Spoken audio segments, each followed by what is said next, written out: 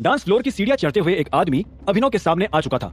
जिस हिसाब से बाकी गुंडों ने उसे आने की जगह दी थी, उससे अभिनव को लग रहा था कि वो भी कोई तोप था। हालांकि अभिनव ने जब उसे देखा और पहचाना तो वो हैरान हो गया। दूसरी ओर वो आदमी भी जो पहले चौड़े में आया था, अभिनव को देखकर कांपने लगा। तुम यहाँ क्या कर रहे हो? उस आदमी ने घबराते हुए अभिनव से पूछा। अभिनव ने अभी भी एक आदमी का हाथ अपने हाथ में इतना कसकर पकड़ा हुआ था कि अगर वो जरा और जोर लगाता तो शायद उसका हाथ बाहर आ जाता। लेकिन अभिनव ने उस आदमी को धक्का दिया और बोला, डॉन कहाँ है? लेकर आओ उसको मेरे सामने। अभिनव की आंखों में और उसकी आवाज में उसका गुस्सा साफ झलक रहा था। तभी एक आदमी ने कंफ्यूज होते हुए रंजन से पूछा, कौन है ये आदमी? रंजन ने उस आदमी के सवाल का कोई जवाब नहीं दिया और वो सीधा अभिनव की तरफ बढ़ा और बोला, बात क्या है? आप दोनों के बीच कुछ हुआ है क्या? डॉन से कोई गलती हो गई क्या? अभिनव को अभी भी बहुत गुस्सा आ रहा था। वो गुस्से में अपने दांत पीसते हुए बोला, मुझे तुमसे कुछ बात करनी है, अकेले में और अभी। अगर तुमने एक सेकंड और लिया और इसी दौरान चाहत को एक खरोच भी आ गई ना, तो मैं तुम्हारी और तुम्हारे ग्रुप की रेल बना दूंगा। ये धमकी देकर अभिनव बाथरूम की तरफ जाने लगा। रंजन को मसला तो समझ नहीं आया था, लेकिन वो अभिनव से डरता था। अभिनव खतरनाक आदमी था। वो अभिनव को रोकना चाहता था और उसे बताना चाहता था कि अभिनव टाइगर के ग्रुप को धमकी देने की कोशिश कर रहा था। लेकिन जब अभिनव आगे निकल गया तो उसके पास अभिनव के पीछे जाने के अलावा और कोई चारा नहीं बचा था। इसी दौरान वो अपने एक आदमी की तरफ पलटा और बोला, जाकर डॉन को बोलना कि मैंने हाथ जोड़कर कहा है कि उस लड़की को हाथ भी ना लगाए और ना ही उसे कुछ कहे। उनको बोलना, बाकी बात मैं उनसे आकर करूंगा। इतना कहते ही वो आदमी जल्दबाजी में अभिनव की तरफ बढ़ने लगा। उधर जब वो आदमी अभिनव के पीछे चला जा रहा था, तब इधर बाथरूम में खड़ा अभिनव गुस्से में था। लेकिन वो साथ ही अपने आप को बेबस महसूस कर रहा था। वो समझ गया था कि अब उसके पास दो ही रास्ते थे, या तो वो इन लोगों को जान से मार दे या फिर इन्हें अपनी असली पहचान बता दे। ठीक तभी रंजन अंदर आया और बोला, मुझे नहीं लगता तुम्हें डॉन से पंगा लेना चाहिए। वो बहुत भारी आदमी है। एक बार जो बात उसके दिमाग में घुस जाती है तो घुस जाती है। फिर भी मैं उससे बात करने की कोशिश करूंगा और इस मैटर को हैंडल करने की कोशिश करूंगा। अभिनव ने उसे एक पल के लिए देखा और बोला, अकरम ने मुझे फोन किया था। उसने बताया कि तुमने उसे फोन किया था। यह सुनते ही रंजन के होश उड़ गए। अभिनव उसके मुंह पर अकरम को उस कहकर पुकार रहा था।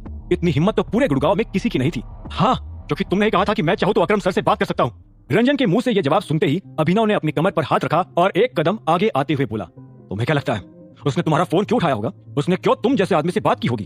और तुम्हें क्या लगता है मैंने क्यों तुम्हें उससे बात करने को कहा होगा? तुम्हें क्या लगता है इस वक्त कौन खड़ा है तुम्हारे सामने?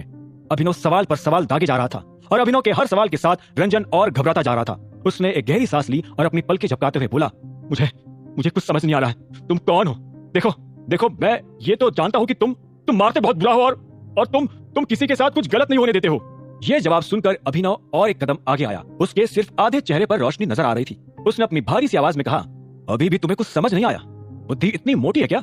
मैं तुझे ये नहीं बताऊंगा कि मैं कौन हूँ, लेकिन मैं तुझे ये बता देता हूँ कि मेरा एक फोन तुम्हें इस धरती से गायब करवा सकता है। उसके बाद तुम लोगों को तुम्हारा टाइगर भी नहीं बचा पाएगा। यह सुनते ही रंजन के होश उड़ गए और साथ ही उसे बुरा भी बहुत लगा।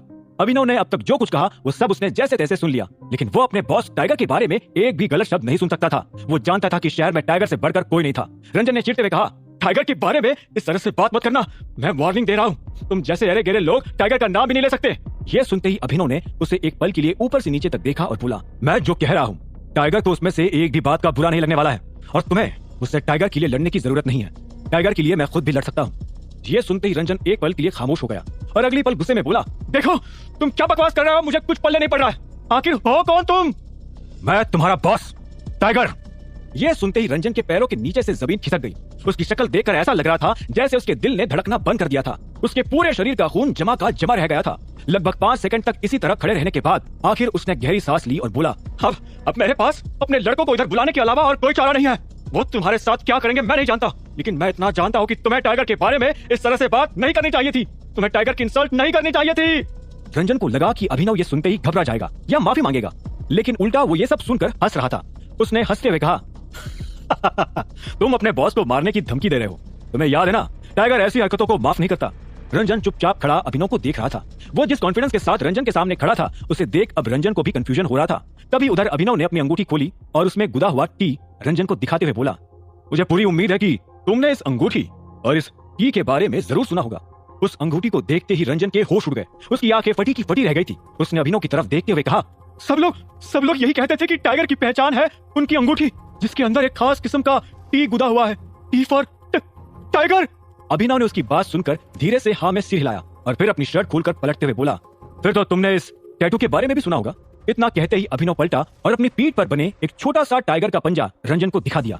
रंजन उस टैटू को देखकर हैरान हो गया। इतने में अभिनव ने कहा, यह टैटू मेरे पापा संजय गढ़वाल ने खुद मेरी पीठ पर बनवाया था। खुद अभिनव को इस टैटू की असलियत के बारे में कुछ पता नहीं था। उसे इस बात का कोई अंदाजा नहीं था कि उसकी पीठ पर टाइगर का यह पंजा कहां से आया था। कई सालों तक उसने इस गुत्थी को सुलझाने की कोशिश की, यहाँ तक कि टाइगर के आसपास वालों ने उसका इस टैटू की वजह से मजाक भी उड़ाया। लेकिन जब अभिनव को अपनी असली पहचान के बारे में पता चला, तब उसके सामने सारी गुत्थी एक एक करके सुलझने लग गई।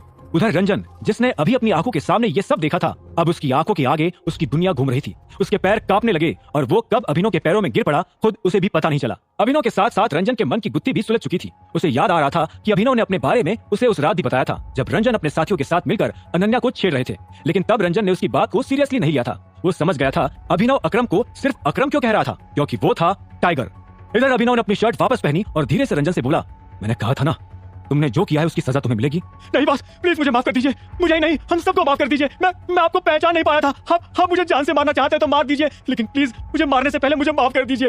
मैंने जो किया वो बहुत गलत है, बहुत गलत। अभिनव ने उसकी बात सुन एक गहरी सांस ली और बोला, मुझे इसी वक्त डॉन से मिलना है, क्योंकि तुम लोगों को देखकर लगता है कि तुम्हारा दिमाग ठिकाने पर नहीं है। यह सुनते ही रंजन कांप उठा। उसने अपने पैरों पर खड़े होने की कोशिश की, लेकिन नाकाम रहा। उसने लड़खड़ाती जुबान से कहा, मैं आपको उसके पास लेकर चलता हूँ, लेकिन एक शर्त पर। अभिनव ने तुरंत रंजन के जवाब में कहा और उसे रोकते हुए बोला, तुम्हारे आदमियों को यह पता नहीं चलना चाहिए कि मैं कौन हूँ। हम जैसे इस बाथरूम में घुसे थे वैसे ही यहाँ से बाहर निकलेंगे। हमारे बीच में कुछ नहीं हुआ, कुछ भी नहीं। रंजन ने जवाब में जोर जोर से हाँ में सिर हिलाया और बोला, हाँ, जैसा आपको ठीक लगे, जैसा आपको ठीक लगे बॉस। हालांकि अभिनव को इस वक्त जरा भी ठीक नहीं लग रहा था। वो अपनी पहचान छुपा कर रखना चाहता था, लेकिन इस नाजुक मौके पर उसके पास सच बताने के अलावा और कोई चारा नहीं था।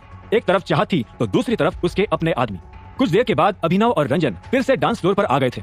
सारे आदमी अभिनव को घूरते हुए देख रहे थे। रंजन ने अपने आप को संभालने की बहुत कोशिश की, लेकिन उसकी कंपन थमने का नाम ही नहीं ले रही थी। उसके पैर ठीक से जमीन पर जमने का नाम नहीं ले रहे थे। उसके आदमी चारों तरफ खड़े थे और अभिनव पर नजर गड़ाए हुए थे।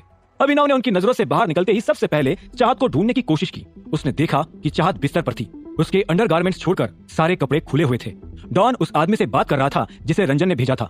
डॉन का चेहरा देखकर समझ आ रहा था कि वो बहुत ज्यादा गुस्से में था। उधर चाहत हिलडुल नहीं रही थी। उसे देखकर ऐसा लग रहा था कि उसे ड्रग्स दिए गए थे, जिसकी वजह से वो बेहोश हो गई थी। ये मंजर देखते ही अभिनव की आंखें गुस्से में लाल हो गई थी। रंजन देख पा रहा था कि अभिनव की आंखों से आग की लपटें निकल रही थी। रंजन भागते हुए डॉन के पास आया और बोला, ये तुमने क्या किया इसके साथ? इसके कपड़े खोलने की क्या जरूरत थी? मैंने कहा था ना मेरा इंतजार करना। डॉन ने रंजन को शांति से ऊपर से नीचे तक देखा और बोला, ऑर्डर कौन देता है, तू कि मैं? और तुझे तो उल्टा खुश होना चाहिए कि मैंने अभी तक इसके साथ वैसा कुछ नहीं किया जैसा मैं अभी करने वाला हूँ। तभी डॉन की नजर अभिनव पर पड़ी और उसने रंजन से पूछा, ये छछुंदर इधर क्या कर रहा है? निकलो निकलो सबके सब अभी। रंजन ने एक गहरी सांस ली और अपने सारे आदमियों की तरफ देखते हुए बोला, हलवा है क्या? अगर एक भी आदमी के पैर की उंगली भी हिली ना तो गोली मार दूंगा। डॉन ने धमकाते हुए कहा। बेबस रंजन मदद के लिए अभिनव की तरफ देखने लगा। वो डॉन और अभिनव के बीच बुरी तरह से फंस गया था। अभिनव रंजन को देख मुस्कुराया और बोला, मैं टाइगर का मैसेंजर हूँ और उन्होंने ये ऑर्डर भिजवाया है कि तुम सब के सब चुपचाप यहाँ से बाहर निकल जाओ, वरना तुम्हें टाइगर के बारे में एक सीक्रेट पता चलेगा और जो कोई टाइगर के उस सीक्रेट को जानता है वो जान से जाता है। इतना कहते ही टाइगर ने गर्दन काटने का इशारा किया। यह सुनते ही डॉन गुस्से में चिल्लाया, क्या बक रहा है बे? और तुम लोग खड़े खड़े से देख क्या रहे हो? बाहर करो इसे। यह सुनते ही अभिनव की मुस्कान और बड़ी हो गई। उसने कहा, मैं पहले ही वार्निंग दे चुका हूँ, शायद तुम्हारे कान खराब है। लास्ट टाइम रिपीट कर रहा हूँ, जान प्यारी है तो निकल जाओ। यह सुनते ही डॉन अभिनव को घूरकर देखने लगा। अब आगे क्या होने वाला था? क्या अभिनव बाकी लोगों को भी अपनी पहचान बताएगा? क्या वो बिना पहचान बताए चाहत को बचा पाएगा? क्या करेगा अभिनव की पहचान से अनजान डॉन अभिनव के साथ? जानने के लिए सुनते रहिए आगे।